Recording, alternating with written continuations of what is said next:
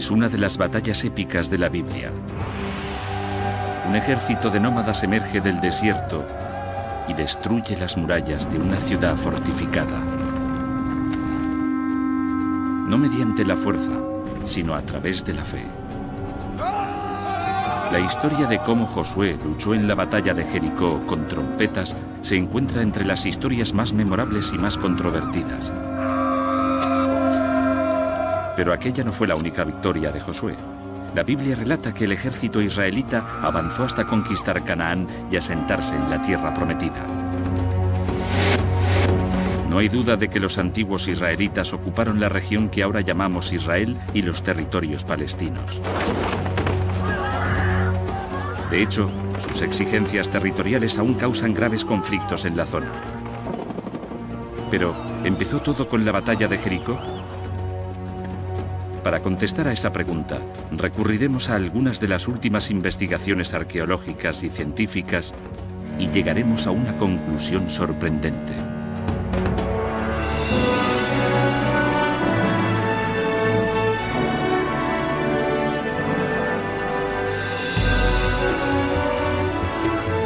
Misterios de la Biblia.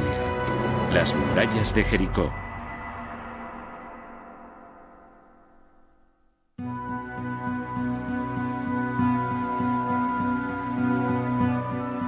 Oriente Próximo hace unos 3000 años. Una región que incluso entonces se enfrentaba a la violencia y a la guerra. En las montañas del noreste del Mar Muerto, un soldado se prepara para atacar. Es Josué, sucesor del gran líder Moisés y uno de los guerreros más famosos de la Biblia. Desde aquí, Josué mira al oeste a través del valle del Jordán hacia la tierra prometida. Aquí fue donde vivió su ancestro Abraham, y Josué cree que debe instalarse allí también. Pero hay un problema. La tierra ya está ocupada por los habitantes de la zona, los cananeos. Josué tendrá que luchar por ella. Aunque no está solo, lidera a unas 150 personas, hijos de esclavos hebreos que escaparon de Egipto. Estos han pasado 40 años caminando por el desierto, ahora se preparan para la guerra. Su primer objetivo será la fortaleza cananea de Jericó.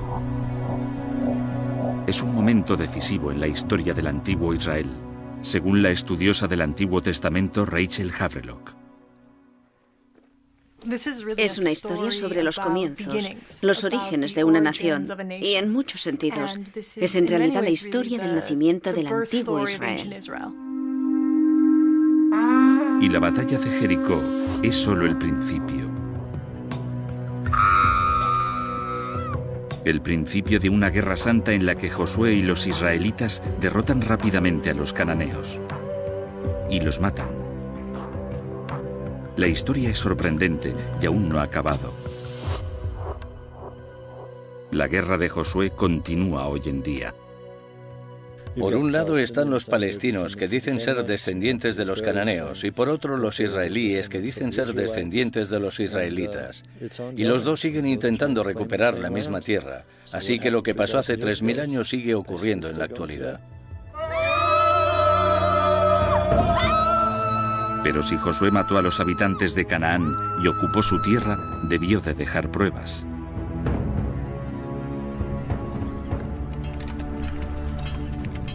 En realidad, sorprendentemente, hay pocas. No se han encontrado pruebas arqueológicas que confirmen la existencia de Josué. Solo tenemos la Biblia y el libro que lleva el nombre de Josué, pero se escribió alrededor del año 500 a.C. Más o menos 1000 años después de que Josué llevara a cabo aquella conquista. A pesar de aquello, muy pocos estudiosos afirman que la historia sea una invención. Muchos creen que podría estar basada en hechos reales. Como en la mayoría de estas historias, hay un poco de verdad en el fondo, sobre la que se construye todo lo demás. Saber qué hay de verdad detrás de la conquista de Canaán por Josué se ha convertido en uno de los mayores misterios de la historia antigua. Y la búsqueda de la respuesta es una historia de detectives de proporciones épicas. Ha intrigado a los estudiosos durante décadas. ya ha traído a muchos de ellos hasta aquí, el enclave donde tuvo lugar la primera batalla de Josué. Este es el Jericó moderno, una ciudad oasis en medio del valle del Jordán. El arqueólogo Bill Dever es un experto en la historia de la zona. Jericó es un emplazamiento único, el más importante al sur del mar de Galilea y el valle del Jordán. Su historia se debe a que hay una fuente de agua. La gente de Jericó sigue usando la fuente que proporciona ese agua. Cerca de la fuente hay algo que parece una colina pequeña, pero es algo muy diferente. Es un montículo de ocupación donde los habitantes de la antigua Jericó fueron construyendo sus ciudades, unas encima de otras durante siglos. Quizá una de ellas fuera la Jericó de Josué. Entre los primeros arqueólogos que intentaron descubrirlo estaba John Garstang, un catedrático de la Universidad de Liverpool. Sus informes de campo originales han sido conservados por la encargada del museo, Felicity Cobbing. Estas fotografías se tomaron entre 1931 y 1936. Las fotografías de Garstang documentan un descubrimiento increíble.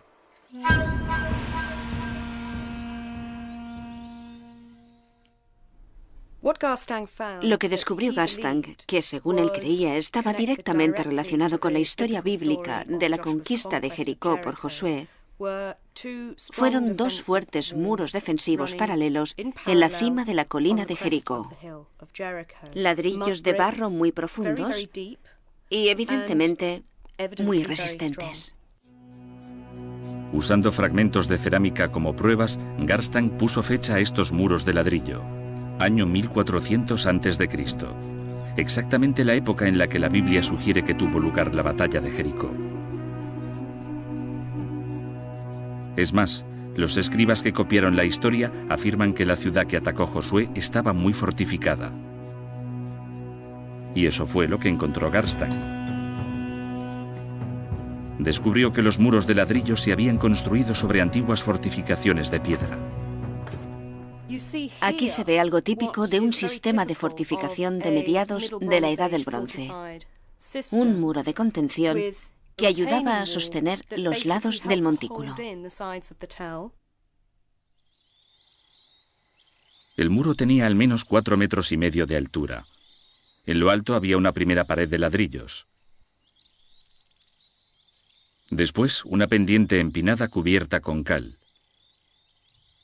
Y finalmente, el muro de ladrillos principal de 2 metros de grosor y al menos 4,5 metros de altura.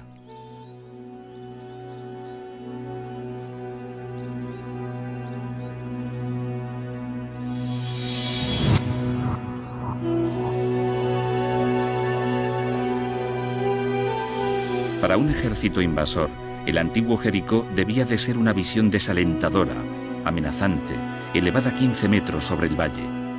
Parece que Garstang había descubierto aquí la ciudad que se describía en la Biblia. Garstang descubrió o pensó que había descubierto las auténticas murallas que había derribado Josué, y aquello era lo que daba titulares. Las pruebas arqueológicas sugieren que la historia no es solo un mito. Pero eso no es todo. En la Biblia también hay pistas. El libro de Josué contiene el relato creíble de una antigua batalla, según el arqueólogo e historiador militar Eric Klein. En cuanto a la historia, es totalmente plausible que Josué quisiera atacar Jericó. El hecho de que Jericó fuera un oasis lo convertía en un lugar extremadamente valioso, con provisiones de comida y bebida. Además, está de camino a las tierras altas centrales. Si quieres hacer esa ruta, tienes que atacar Jericó. No hay manera de evitarlo. Y no solo es verosímil el campo de batalla, sino también la forma en que Josué dirigió la batalla. Según el texto, Josué parece ser un líder militar excelente.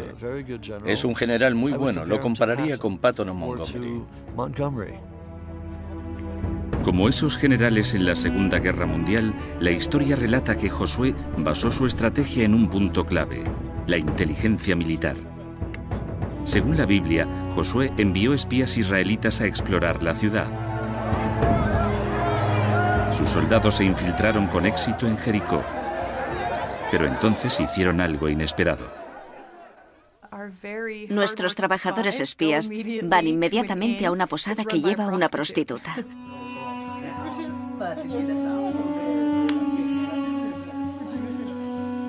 Puede que eso no sea tan extraño. Las inscripciones antiguas revelan que los burdeles eran las pensiones de la antigüedad.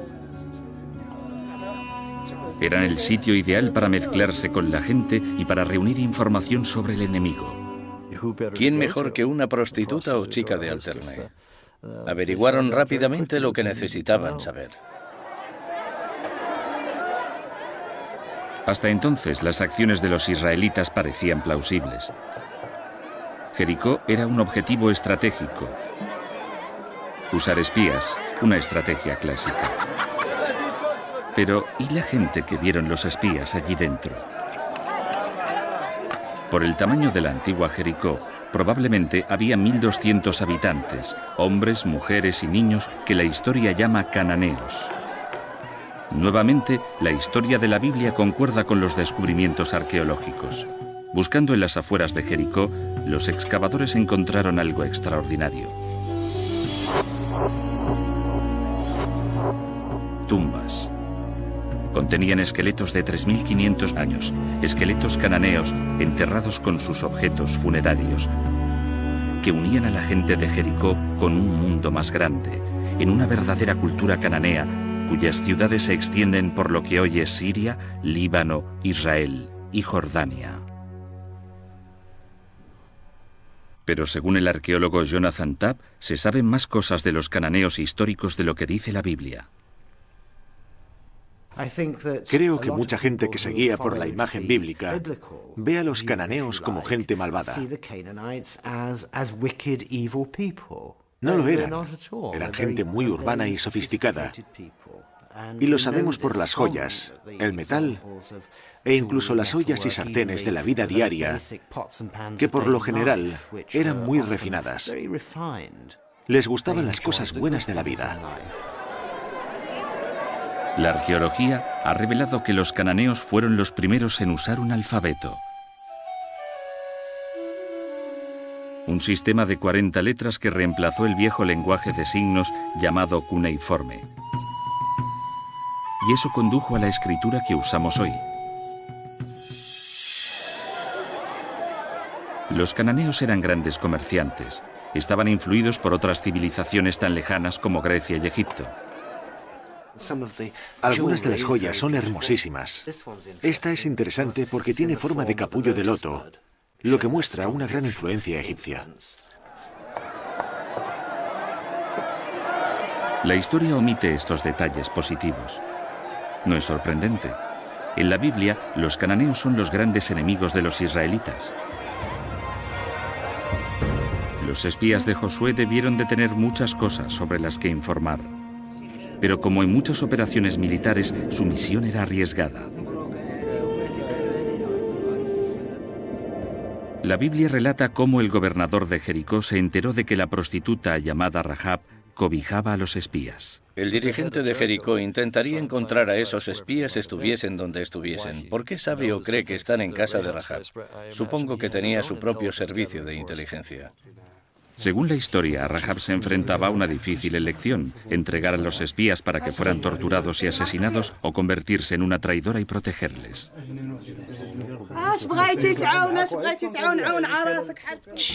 Les dijo a los espías que sabía que Israel conquistaría aquella tierra.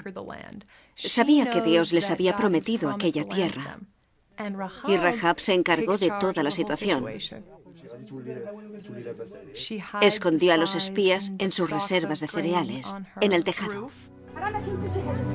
Unos minutos después llegaron los soldados cananeos. Pero Rahab consiguió convencerles de que los espías ya se habían marchado y mandó a los soldados a buscarles.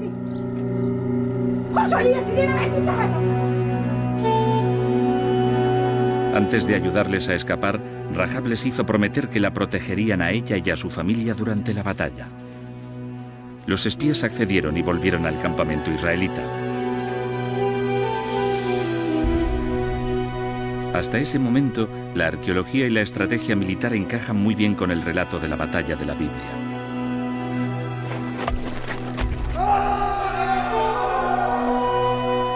Pero la parte esencial de la historia la constituye el avance de Josué hacia Jericó y el uso de las trompetas para conquistar la ciudad.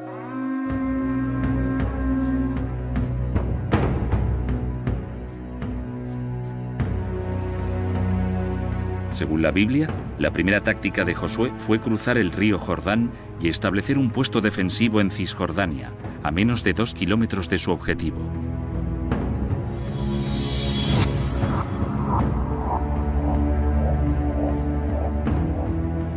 Lo que hizo a continuación debió de sorprender a todo el mundo.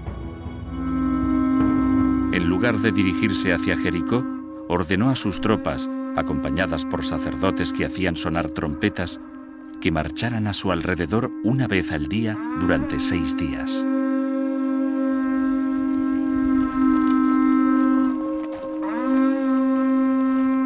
Es una táctica extraña. Quizá aquí la realidad deja paso a la ficción, o quizá no. La historia narra cómo otros ejércitos usaron la misma estrategia. Sabemos que los romanos en algunas ocasiones se dirigían hacia la ciudad y después se alejaban de ella. Se acercaban y se alejaban, iban y venían para calmar a los habitantes y que tuvieran una falsa sensación de seguridad en la que no sabían qué iba a pasar. Marchar alrededor de Jericó podía tener sentido, pero el propósito de los instrumentos de acompañamiento sigue siendo un misterio. Salvo que haya una pista aquí, en esta sinagoga. La religión judía encuentra sus raíces en los primeros israelitas y las trompetas siguen figurando en sus rituales actuales. Pero no las trompetas modernas que conocemos, según el músico Alan Friedman. Este sería el tipo de trompeta que habrían usado los sacerdotes de Jericó. Es el cuerno de una cabra de montaña, también llamada carnero.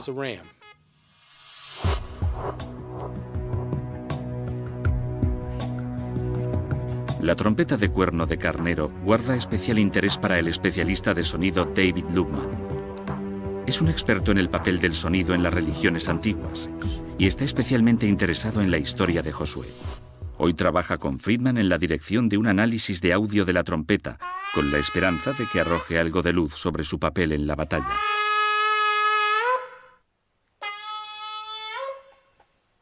De vuelta en su laboratorio, Lubman analiza los resultados. Sabe muy bien que el sonido puede tener un uso militar. Durante la guerra de Vietnam, el ejército estadounidense reclutó a Lubman para construir una cámara de pruebas de sonido donde pudieran recrear niveles de sonido de alta intensidad. Una vez, un experimento salió mal. El cierre hermético de la cámara de pruebas falló. El sonido se escapó, con dramáticas consecuencias para uno de los técnicos del laboratorio.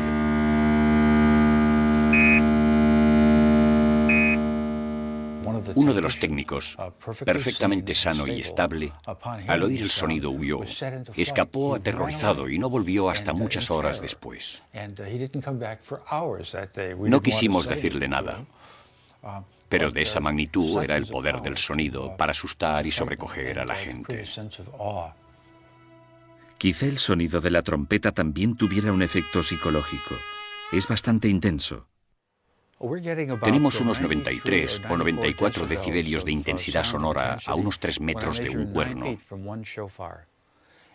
Si tuviésemos 7 cuernos, serían 93 más 8 decibelios y medio más fuerte. Es el nivel que se escucha en un concierto de rock. Podría ser que Josué hubiese usado la trompeta no como instrumento musical, sino como arma. Creo que el sonido juega un papel importante en el libro de Josué para crear una sensación de sorpresa y sobrecogimiento. Pero de acuerdo con la Biblia, Josué no solo se valió de las trompetas para crear sorpresa y sobrecogimiento. Un asedio así podía continuar durante años. Pero apenas una semana después del ataque de Josué, la batalla llegó a su punto álgido. El 7º día, los israelitas rodearon la ciudad, no una, sino 7 veces. Entonces los 40.000 soldados emitieron un ensordecedor grito de guerra. Pensemos en ello como alguien de dentro de Jericó. Llevamos una semana observando a esa gente y de repente empiezan a chillar. Gritan en el momento en el que tenemos que decirle a nuestra gente, cuidado, aquí vienen.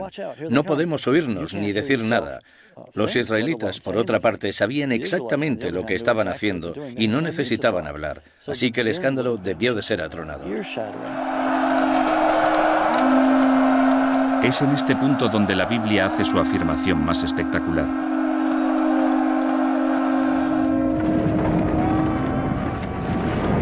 Ese escándalo, que iba en aumento, hizo que se derrumbaran los ladrillos de los muros de Jericó, lo que permitió a las tropas de Josué trepar por encima de los muros caídos para atacar a los soldados cananeos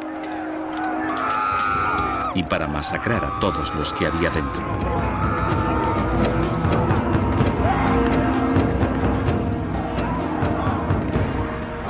Aparte de Rahab y su familia, mataron a todos los habitantes de Jericó.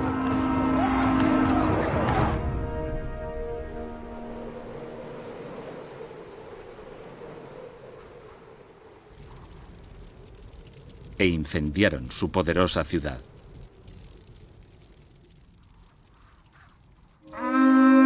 Pero aunque el sonido podría haber aterrorizado y confundido a los habitantes de Jericó, no pudo haber demolido sus murallas. ¿O sí?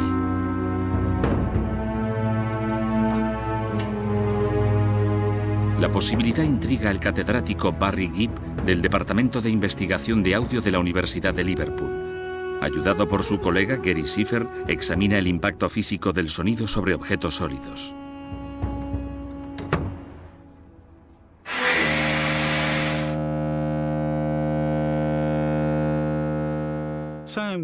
El sonido puede destruir estructuras. Si tomamos como premisa que el sonido es una presión es una fuerza y cualquier fuerza lo suficientemente grande mueve un cuerpo.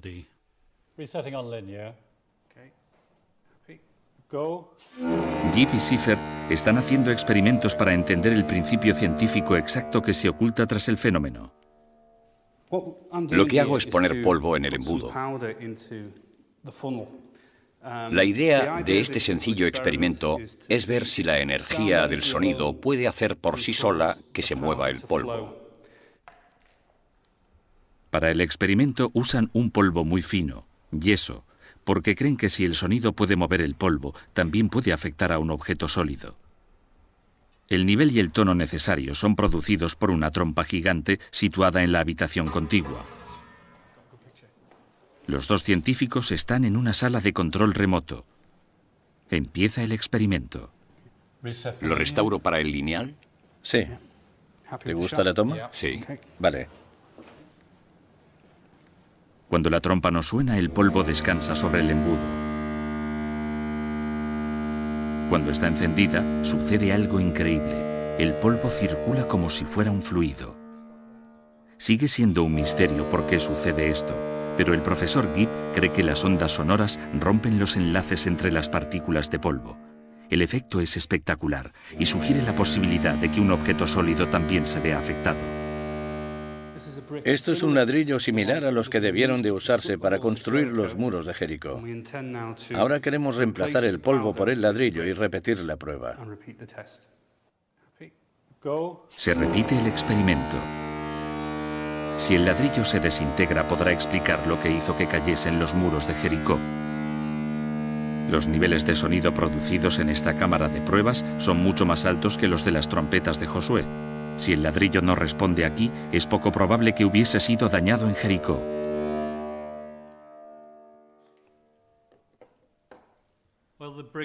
Bien, el ladrillo no ha sufrido alteraciones en este experimento preliminar. Las partículas de la superficie parecen no haberse movido. Por todo esto, yo diría que puede que los muros de Jericó se derrumbasen, pero no fue el sonido el que lo causó.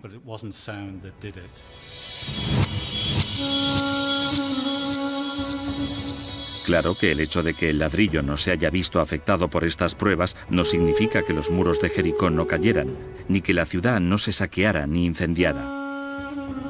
Ni mucho menos.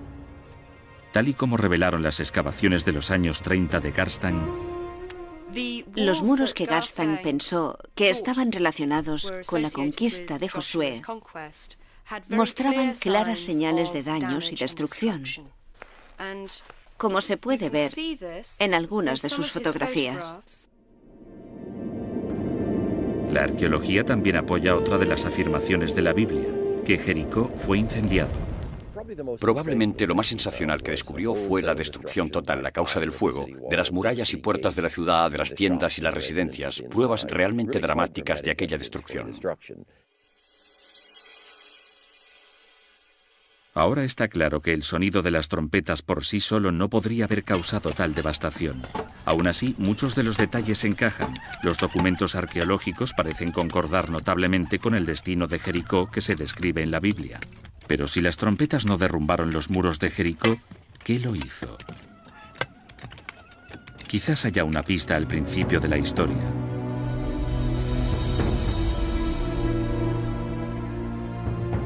Según la Biblia, cuando los sacerdotes israelitas que dirigían el ejército de Josué llegaron al río Jordán, ocurrió algo increíble.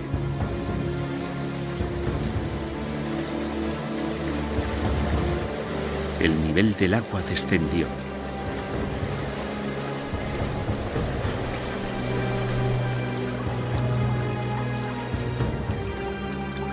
Los sacerdotes se abrieron paso a través de un camino sin agua.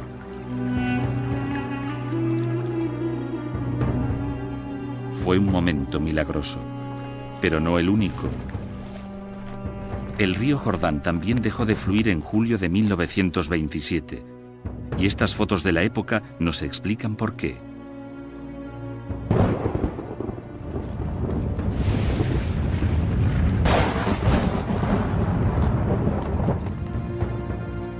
El Valle del Jordán sufrió un terremoto que causó corrimientos de tierra que formaron un dique en el río durante 2 días, al igual que sugiere la historia. Es más, los sismólogos creen que un terremoto también podría haber sido responsable de la destrucción de Jericó. La explicación exacta queda clara en el Instituto Sismológico de Israel. Aquí, los ordenadores registran las lecturas de unos sensores repartidos por todo Israel, Cisjordania y Jordania. Vigilan una gran falla que corre a lo largo del Valle del Jordán, una falla que ha causado fracturas menores, una de las cuales discurre justo bajo el muro oriental del antiguo Jericó, haciéndolo especialmente vulnerable a la actividad sísmica. Y hay evidencias arqueológicas que sugieren que en la ciudad se dieron terremotos no una, sino muchas veces, como descubrió el arqueólogo John Garstan. Jericó sufrió terremotos importantes en más de una ocasión. En los niveles más tempranos encontró grietas muy distintivas que separaban enterramientos anteriores. Aquí se ve que la grieta cercenó la cabeza de este sujeto. Pero si el daño de los muros de Jericó lo causó un terremoto en lugar del sonido, ¿dónde deja eso a Josué y a su ejército? ¿Quizás el terremoto devastó la ciudad en el mismo momento en que los israelitas la atacaban? Es increíble, pero es lo que sugerían las pruebas de Garstan. Garstan encontró pruebas de daños causados en los muros por un terremoto que él asociaba con la conquista de Josué. Pruebas muy claras de daños causados por un terremoto. Pilas de ladrillos, reparaciones y un desorden general de los elementos de construcción. Los descubrimientos de Garstan parecen confirmar casi todos los detalles del relato bíblico. Parece que Josué conquistó Canaán tal y como dice la historia. Pero hay un problema. En los años 50, otra arqueóloga británica siguió a Garstan hasta Jericó, y fue entonces cuando empezaron los problemas. Dicha arqueóloga era la renombrada experta Kathleen Kenyon. Se interesó por Jericó cuando John Garstan le pidió que examinara sus descubrimientos. En 1952, Kenyon inició su propia excavación épica. Kathleen Kenyon pudo examinar al detalle las fases tan complejas de la ocupación de Jericó. Pudo ver muchas cosas que se le habían escapado a Garstang. Lo que Garstang había pasado por alto eran pruebas importantísimas que contradecían su fecha de la destrucción de Jericó.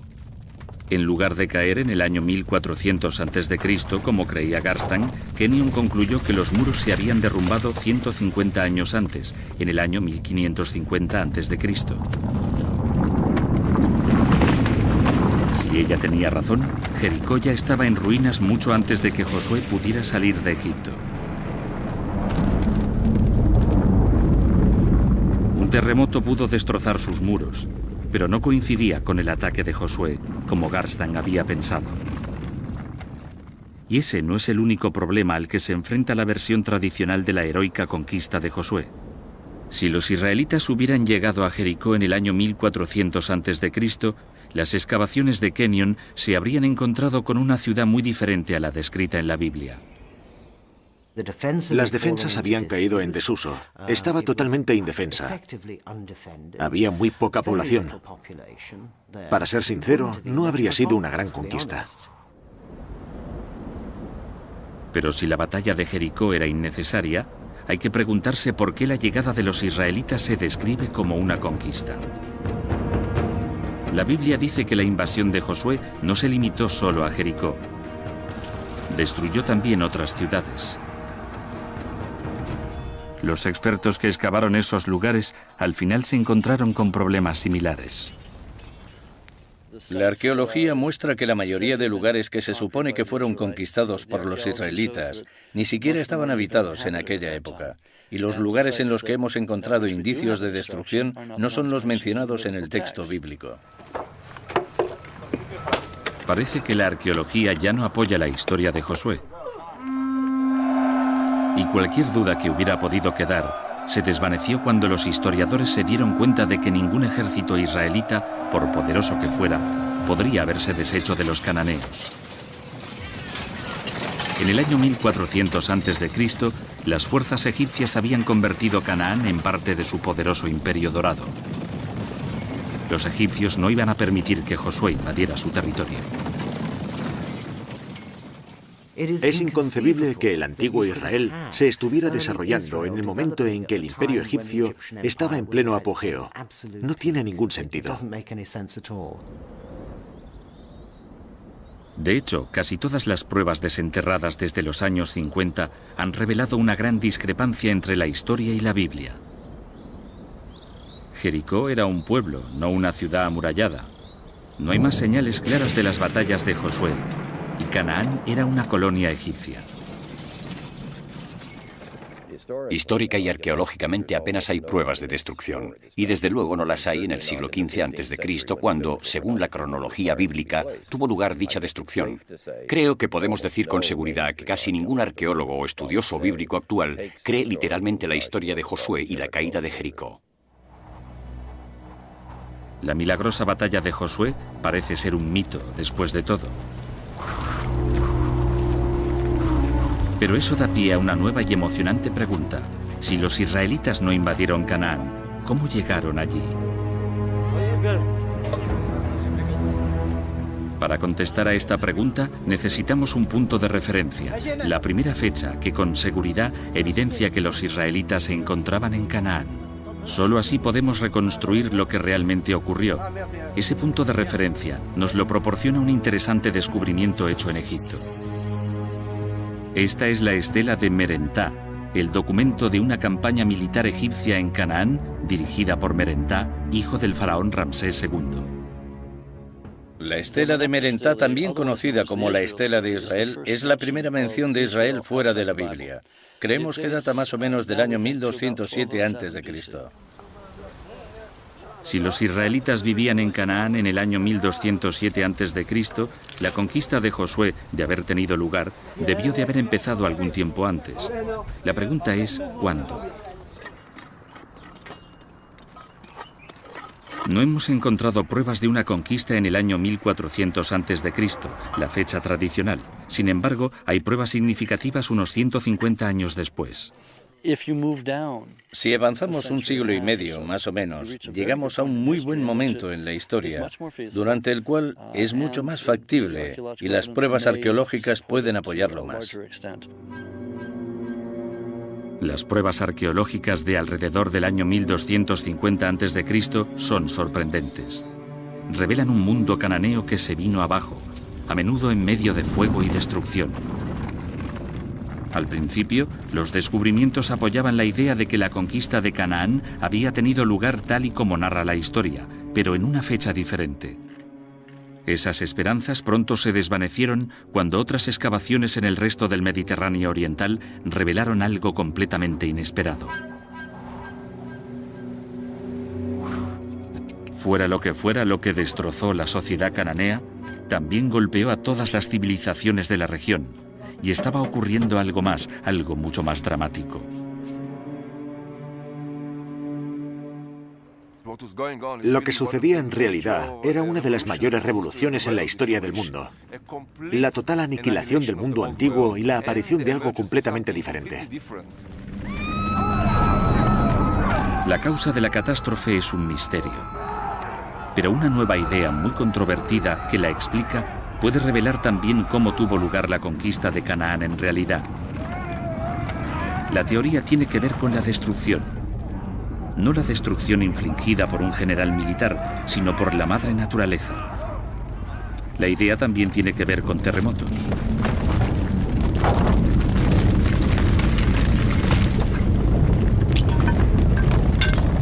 Pero con una gran diferencia respecto a los temblores que habían destruido las murallas de Jericó 300 años antes. Esta actividad sísmica afectó a todo el Mediterráneo oriental. En este mapa se han señalado las ciudades destruidas entre 1225 y 1175 a.C. Algunos de los lugares son grandes. Está Micenas en Grecia, Troya, la famosa Troya de Anatolia, y más abajo tenemos un grupo de lugares en lo que hoy es Israel. Otro mapa nos muestra la actividad sísmica significativa registrada en la misma zona durante el siglo XX. Si superponemos un mapa encima de otro, surge un patrón increíble. Prácticamente hay una relación de 1 a 1. Allá donde tenemos un grupo de antiguos asentamientos destruidos, tenemos un terremoto moderno de alta intensidad en la misma región. Hasta hace poco era inconcebible que la actividad sísmica hubiera podido causar tanta destrucción en la misma zona y al mismo tiempo. Pero ahora puede explicarse a través de un fenómeno sísmico llamado tormenta de terremotos. Durante el último siglo, los estudiosos que observaron la actividad sísmica en Turquía se dieron cuenta de que los terremotos avanzaban por la falla de Anatolia Norte. Solo durante los últimos 4 años, los temblores han causado 18.000 muertes y han dejado sin hogar a innumerables personas. Parece que si no hay un terremoto grande que libere toda la tensión de la falla inmediatamente, a veces hay un terremoto más pequeño que libera la tensión en una parte de la falla y pone presión en el siguiente segmento, que al final se deshará de ella, y así hay un alivio de la tensión a lo largo de la falla.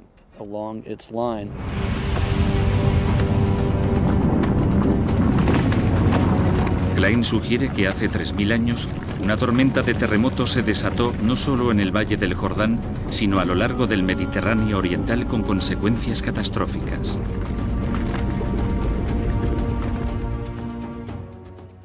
Creo que las rutas comerciales se cortaron. Al final iba a llegar una rebelión interna cuando la gente tuviera hambre y se acabaría con una caída del sistema en la que todo fracasaría. Y fue la catastrófica caída del viejo orden mundial, incluida la civilización cananea, lo que explicaría cómo se asentaron en Canaán los primeros israelitas.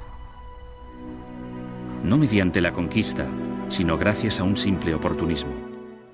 Era una época en la que podían aparecer nuevos grupos, establecerse tanto ellos como los israelitas, y aquella gente a la que llamamos israelitas o protoisraelitas se aprovechó de la agitación para entrar en zonas que no estaban densamente pobladas.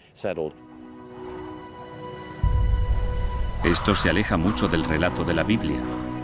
Pero si Josué y los israelitas entraron en la tierra prometida, así, por infiltración más que por conquista, en los documentos arqueológicos tendrían que aparecer señales delatoras de un nuevo pueblo. Al principio no había tales pruebas. Durante los años 80, unos arqueólogos que excavaban las tierras altas de Israel y Cisjordania empezaron a encontrar lo que buscaban. Restos de cientos de pequeñas comunidades granjeras muy distintas a los edificios cananeos conocidos.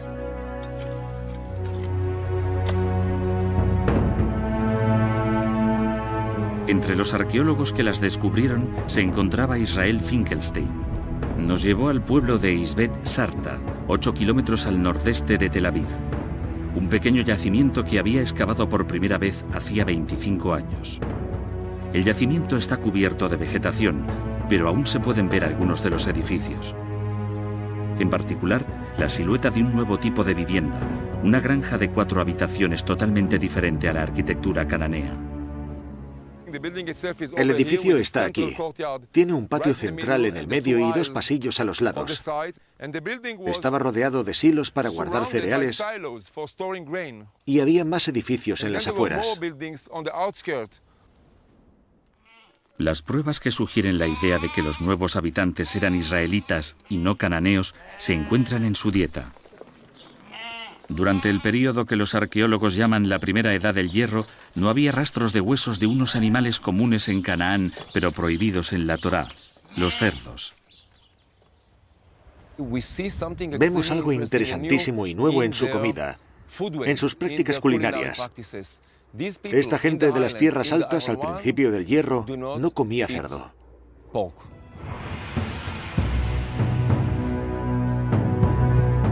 Esta idea de un asentamiento pacífico en Canaán ha sustituido la creencia de que los israelitas llegaron a Canaán tras una conquista militar. Pero como consecuencia de esta conclusión, los arqueólogos empezaron a ponderar una situación nueva y aún más notable. ¿Y si en realidad los antiguos israelitas no hubiesen llegado nunca a Canaán? ¿Y si siempre hubiesen vivido allí? Excavaciones posteriores en 4 habitaciones de las granjas sugieren que esta posibilidad es plausible. Existen diferencias entre esta nueva cultura y la de los cananeos. Pero también hay similitudes sorprendentes. Cuando los arqueólogos empezaron a comparar la cerámica de los granjeros de las tierras altas con la de la vieja población cananea, descubrieron algo asombroso. La antigua sociedad israelita era, en muchos aspectos, un reflejo pobre de la sociedad cananea. No era tan elegante ni tan sofisticada, pero era exactamente la misma. En la costa de Siria se encontraron más paralelismos entre las culturas israelita y cananea.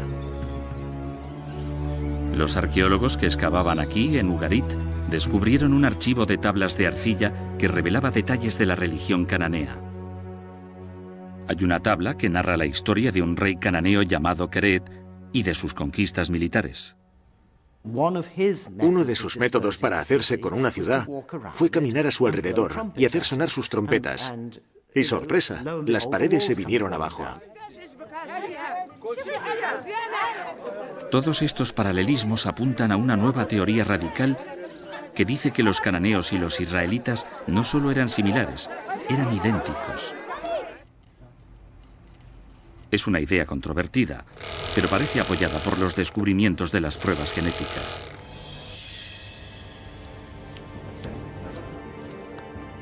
El antropólogo cultural Yossi Nagar ha estudiado antiguos esqueletos cananeos.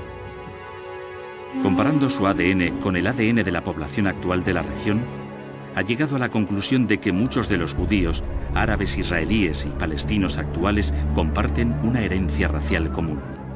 Esto sugiere que sus ancestros, los israelitas y los cananeos, eran la misma gente. Los israelitas y los cananeos son lo mismo, pero están separados. Están separados por la teología, no por la biología. Son lo mismo.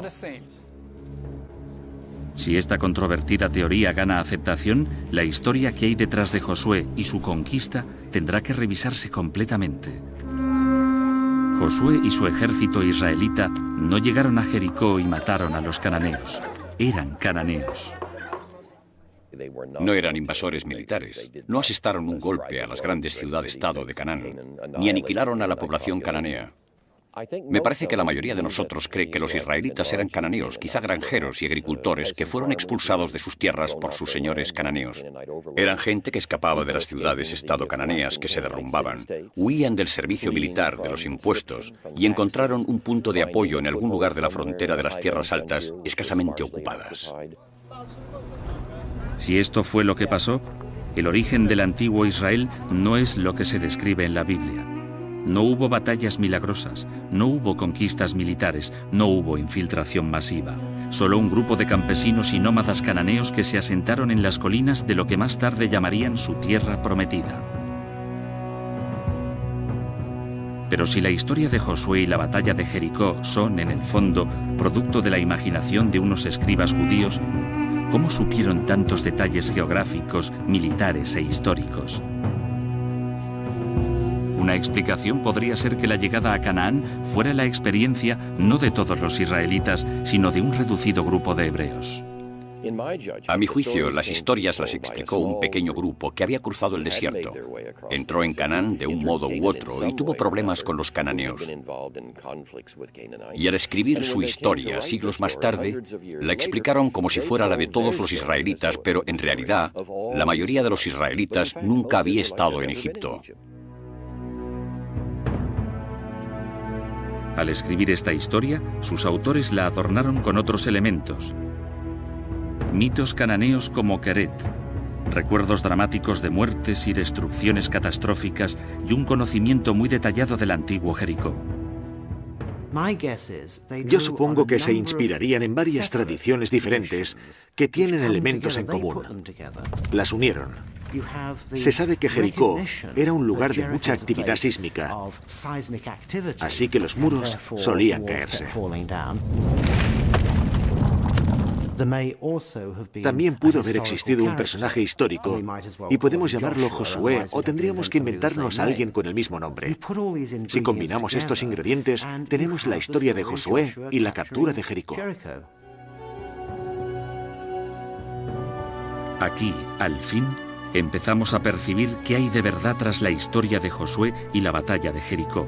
No es una historia real, sino muchas, entretejidas para dar un mensaje, no sobre la historia, sino sobre la libertad y la fe.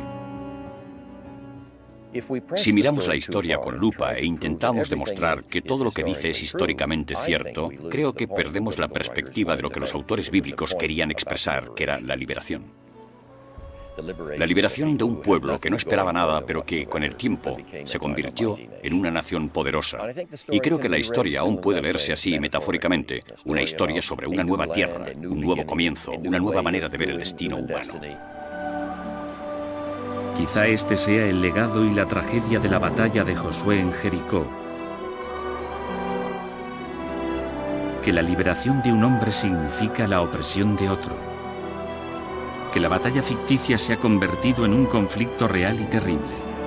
2500 años después de que los escritores la describieran, el derramamiento de sangre aún no ha terminado.